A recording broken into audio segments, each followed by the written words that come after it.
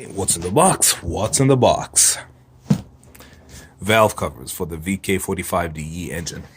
That is the engine in a half undressed state. And let's talk about some of the key components. This is the block of your engine. And right around here, this is your head all the way, well, all the way up. Then right here, so you see the camshafts? You have lifters in this case, over there, springs and lifters. In the olden days, you would have rockers. So, rockers are usually underneath whatever you see here. Old school term, rocker cover. In the present day, we call them valve covers, right? So, because that's what the valves are. So this is a valve cover. It's a plastic piece in this case. But in the past, they also made them out of metal.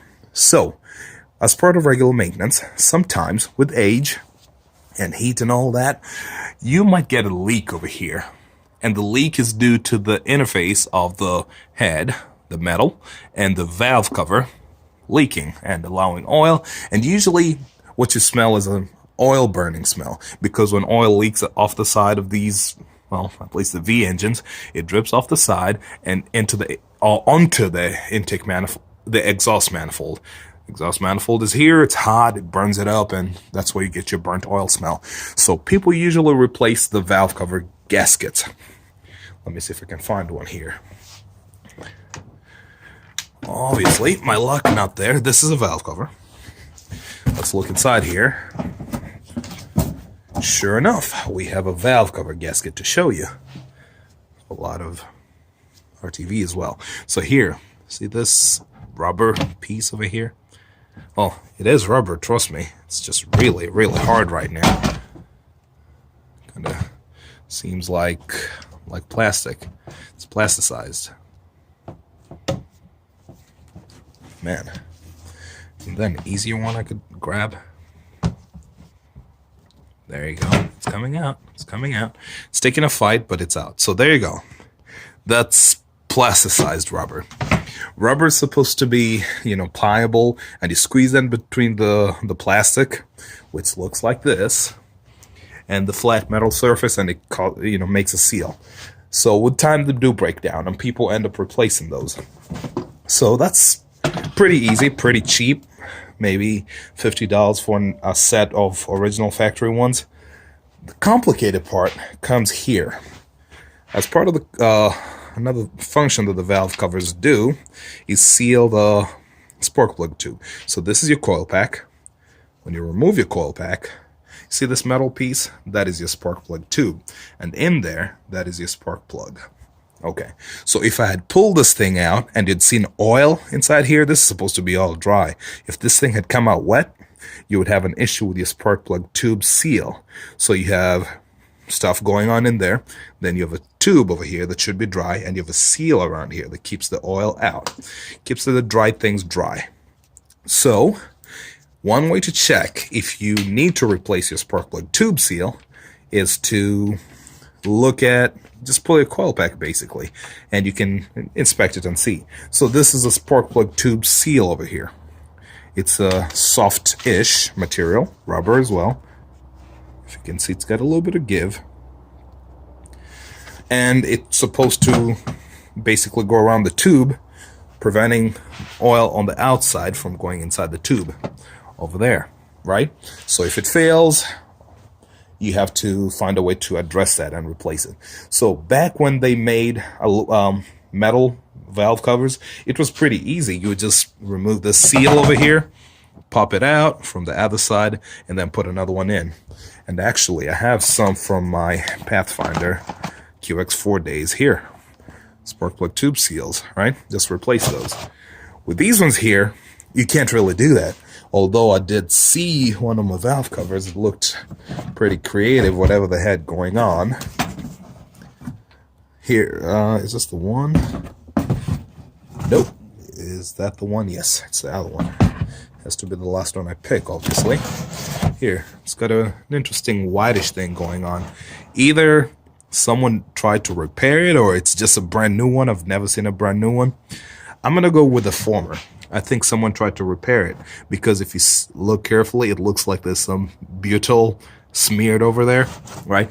Anyway, The thing is, there's a disadvantage to the plastic ones in that you cannot really easily address the spark plug tube seals if they leak, right? So some people sometimes use RTV just around the tube and then smear that over, and it just sits there. It looks like that mess over there. Could work, I don't know.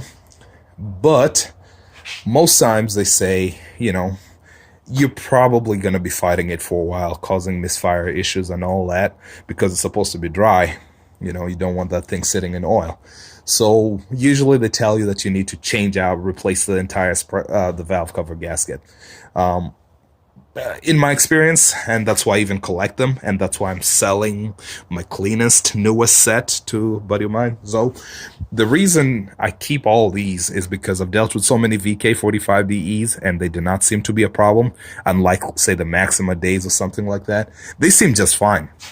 220,000 miles, and they look just fine. So I take them out, check every one of them, make sure everything is good. The one thing that might mess it up, and I think it's more of a problem on the metal ones than the plastic ones, actually, in my experience, unless I'll come to that unless point later. In my experience, it's usually more of an issue with the metal ones. Warpage, that's the one disadvantage of valve cover gaskets and reusability, basically. So if you don't follow the tightening procedure that the factory recommends, you know, you tighten all the way one down, then try to tighten as you go, you might end up bending this thing and basically causing a less than adequate seal at that mating surface. In the plastic ones, I haven't really seen it much. The only thing that might make it really bad for the plastic ones is heat. If you overheated your engine, you're more than likely to end up causing some warpage somewhere. You know, maybe not now, but once you unbolt it, something will twist. So that's just what I've seen out there. But then, as I said, is it bad to reuse plastic or composite valve covers? I don't think so. I think it's something that's doable, and I have proven it myself time and time again. You know, pull it from an engine with 220,000 miles, put it on another engine just for science, and then you end up still everything just runs fine. What I've heard from people, as I mentioned earlier, is that once you pull the valve cover out, you have to replace the whole thing. In my experience, it's a no. You can definitely reuse them. So I mean, just to touch on that again, the valve cover usually has two maintenance. In this case, it's just one maintenance point when it's a plastic one. That is the valve cover gasket down here. You can't really do much about the spark plug tube seals. The valve cover gasket's usually called a VCG, VC gasket, VC to mean valve cover. And the other thing, which you shouldn't ignore, is here. Let's look over here. The other thing is the Pcv valve over here. This one, I just leave them on just because I don't want too many empty plugs. And this one actually has the torque values. Usually is much easier to remove this thing when it's already bolted down. But again, it's not too much torque. You can pull it up. You can address it while it's sitting on your bench. It's just that you don't want to end up scratching any surfaces. So that's the other thing that you should address once you have this thing out. Remove it. Replace your Pcv valves, and you should be on your merry way to good engine maintenance. So it's not really a discussion here, but you notice this one has quite a lot of RTV around not just the perimeter. It seems like it kind of streaked a little bit.